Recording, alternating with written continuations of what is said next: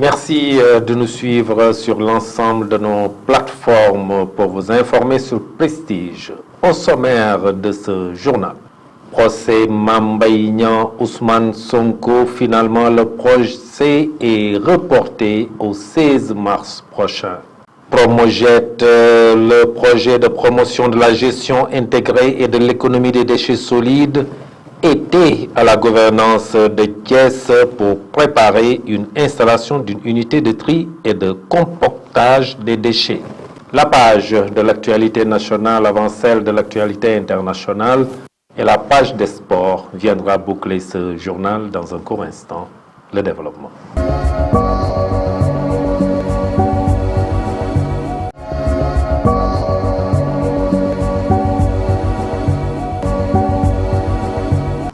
Mesdames, Mademoiselles, Messieurs, bonsoir et bienvenue dans ce journal. Je vous le disais tout de suite, Mame Mbaye Niang et Ousmane Sonko se sont retrouvés ce matin au tribunal de Dakar pour un procès.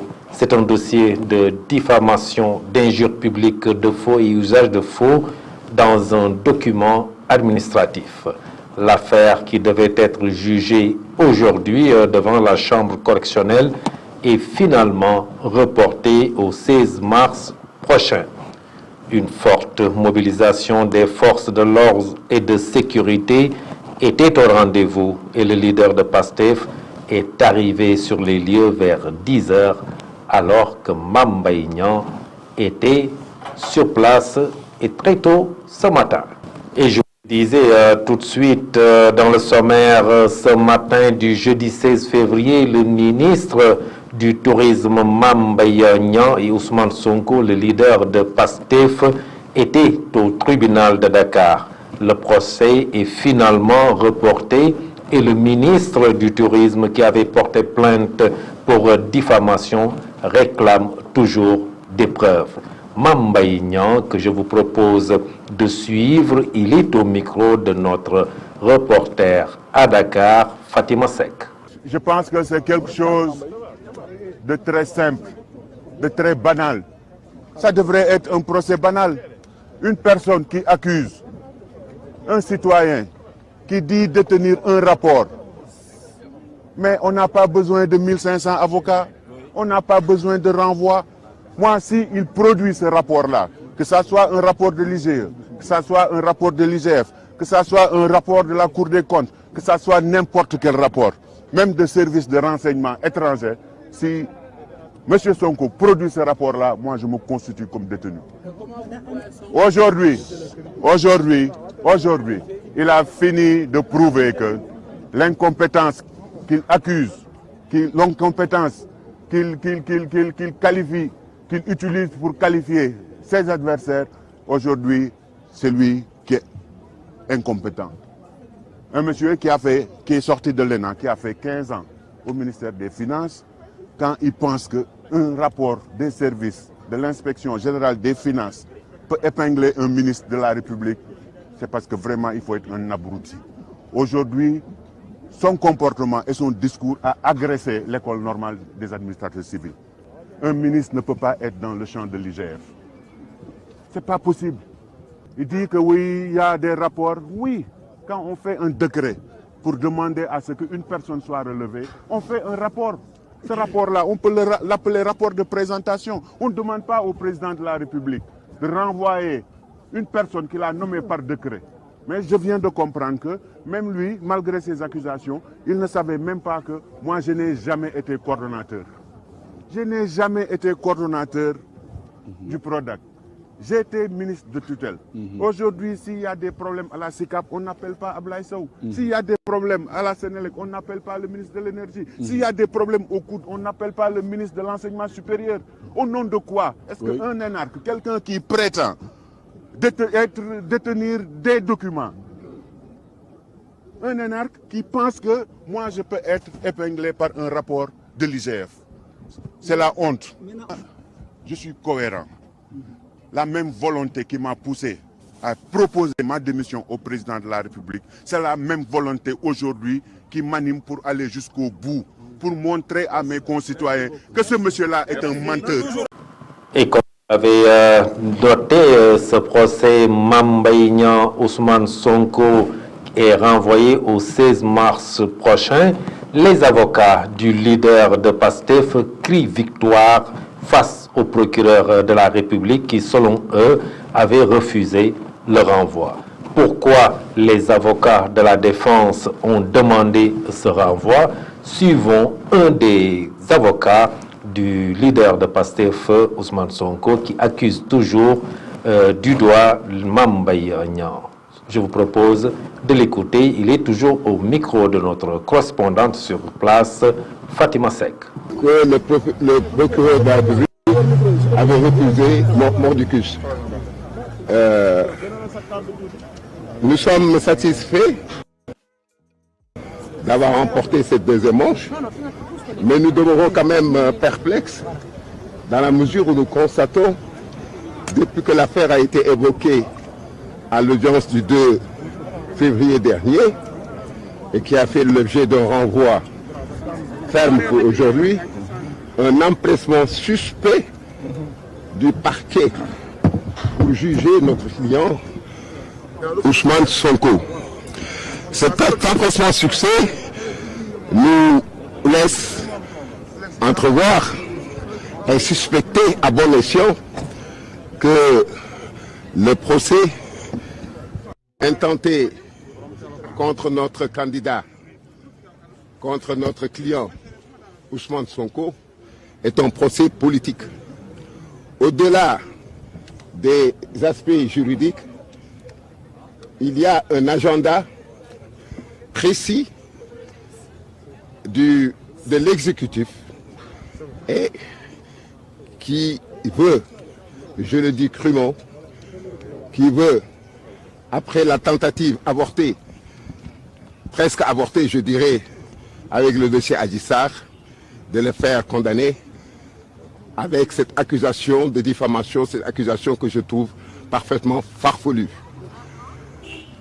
Par conséquent, nous avons décidé de nous dresser, nous autres avocats, comme un bloc contre cette décision unique, cette tentative de retenir ce dossier, alors que la jurisprudence constante des cours et tribunaux dit ceci: un dossier qui a été évoqué pour la première fois peut faire l'envoi, peut faire l'objet de plusieurs renvois. Peut faire l'objet de renvoi. Pourquoi avoir demandé le renvoi? Nous avons demandé le renvoi parce qu'il y a eu de nouvelles constitutions. Moi-même, Ousseynou Fall, j'ai été constitué par le sieur Ousmane Sonko hier nuit. Par conséquent, pour une bonne administration de la justice, l'avocat qui vient d'être commis, qui n'a pas connaissance du dossier, a parfaitement le droit de demander le renvoi. Et c'est la première fois, en fait, dans l'histoire de notre pays, qu'on assiste à cette opposition farouche du parquet pour s'opposer au renvoi. Le projet de promotion de la gestion intégrée et de l'économie des déchets solides, le Promojet, était à la gouvernance de Thiès pour parler du plan d'assainissement et de réhabilitation progressive des déchets grâce à une installation d'une unité de tri et de compactage des déchets qu'ils vont mettre sur pied d'ici quelque temps. Le gouverneur de la région de Thiès, Alioune Badara Mbeng, revient ici sur l'importance de ce projet. Le voici au micro de Mamadou Saturne Dione et de Madiop Mbao. Au-delà de tout cela, vous l'avez dit, ici on a organisé une réunion, un CRD, concernant ces aspects-là. Moi j'avais beaucoup insisté sur le volet sensibilisation, sur le volet communication. On a beau mettre en place toutes les infrastructures nécessaires, la logistique, créer des décharges, mais si les mentalités ne changent pas, ça va être un travail très difficile. Et les mentalités, il faut les changer d'abord au niveau des ménages. C'est pourquoi je dis que le tri devrait se faire au niveau des ménages. On devait mettre en place des poubelles. pour qu'on y mette dans une poubelle tout ce qui est branchage, dans une autre tout ce qui est verre, dans une autre tout ce qui est métal, etc. C'est à partir donc de ces ménages-là qu'on devrait faire ces premiers tri pour faciliter le traitement et la valorisation du niveau des décharges. Les aider, c'est important. Nous aider à les aider. Mettre en place ces infrastructures, c'est bien, mais vous devrez aller aussi vers un véritable changement de mentalité au niveau des ménages, mais au niveau aussi de tous les usagers des lieux recevant du public, y compris donc la rue, les avenues, les jardins publics, les marchés. Je crois que tout chacun d'entre nous devrait avoir le bon réflexe pour protéger l'environnement. Je crois que si on le fait, on va directement faire la remise en ordre de tout cela et permettre à ces structures mises en place par l'État pour bien travailler et produire des législations.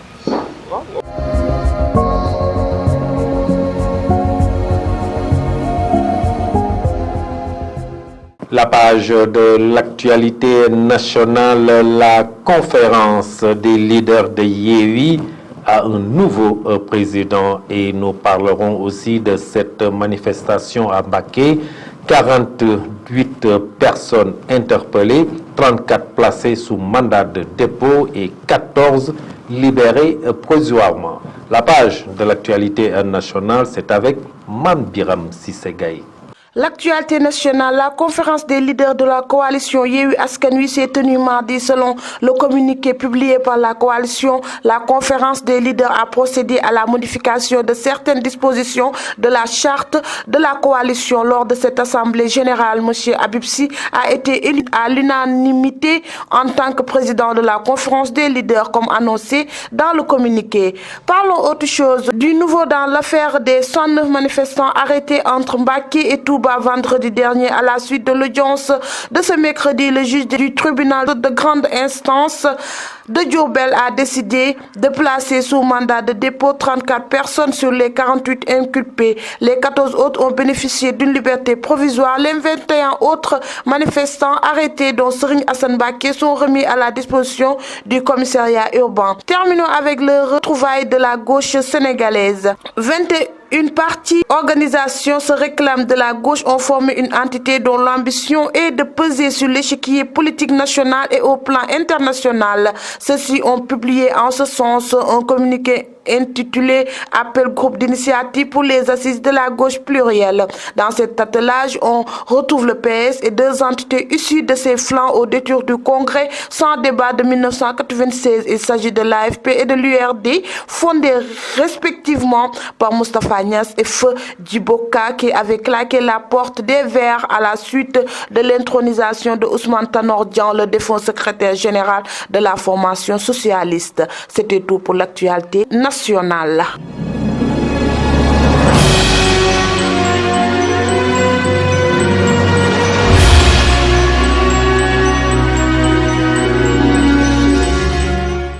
Et sur l'international, le Rwanda accuse l'armée congolaise d'avoir tiré sur l'un de ses postes aux frontières. La page de l'actualité internationale, c'est un rapide survol signé Mamadou Saturne Ndione. L'actualité internationale sur Prestige TV, le djihadiste Saïf al-Adl, un ancien membre des forces spéciales égyptiennes basé en Iran et le chef d'Al-Qaïda depuis Kayman al-Zawahiri, a été tué à l'été 2022 du mercredi 15 février. Le département d'État américain. Notre évaluation, je cite, est la même que celle de l'ONU, à savoir que le nouveau dirigeant de facto d'Al-Qaïda, Saïf al-Adl, est basé en Iran, a indiqué un porte-parole de la diplomatie américaine en référence à un rapport des Nations Unies publié mardi. Dans la région des Grands Lacs, nouvel épisode de tension à la frontière entre le Rwanda et la République démocratique du Congo.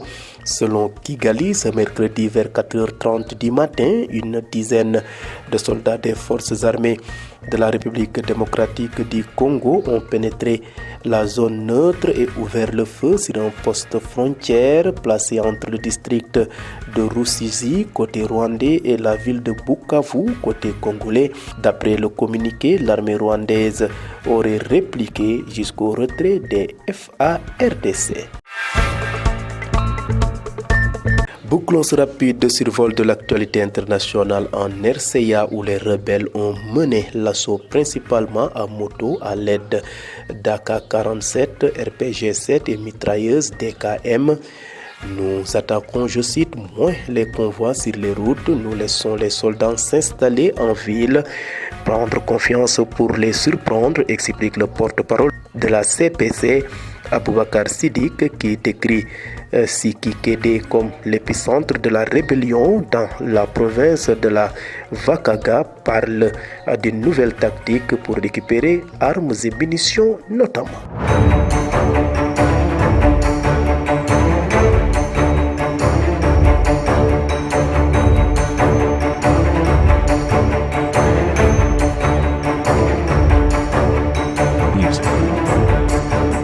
Et dans la page de l'actualité sportive, nous allons parler de la Ligue des champions. Chelsea s'incline sur la pelouse de Borussia Dortmund. La page de l'actualité sportive porte la signature de Isaac Dapa. Ligue des champions, Chelsea s'incline sur la pelouse de Borussia Dortmund. Borussia Dortmund a remporté son 8e de finale aller de Ligue des champions face à Chelsea, 1-0 mercredi au Signal Iduna Park de Dortmund. Les jaunes et noirs ont pu compter sur une percée éclair d'Adeyemi et sur une défense solide qui n'a pas craqué dans les derniers instants. Premier League, Manchester City bat Arsenal à Emirates, prend la tête du classement. Invaincu en Premier League à Emirates Stadium, Arsenal est tombé ce mercredi 15 février face à Manchester City, 3-1 en match en retard de la 12e journée. Avec ce succès acquis grâce à des buts de De Bruyne, Grealish et Haaland, les Citizens reprennent le trône du championnat au détriment des Gunners. Match amical, le Maroc va affronter le Brésil le 25 mars prochain. Désormais, dans la plus belle époque de leur histoire, les Lions de l'Atlas vont continuer à écrire les plus belles pages de l'histoire du football marocain en se frottant aux grandes nations de football. Ainsi, dans la lignée de sa très belle Coupe du Monde 2022, demi-finaliste, le Maroc, 11e mondial, qui a détrôné le Sénégal au classement FIFA dans la zone CAF, va défier le Brésil en rencontre amicale le 25 mars à Tanger au Maroc, a annoncé la Fédération royale marocaine de football. C'était tout pour l'actualité sportive. Merci beaucoup Isaac Daba pour cette page sportive qui vient boucler ce journal. Merci de l'avoir suivi. Passez une excellente fin de soirée. Au revoir.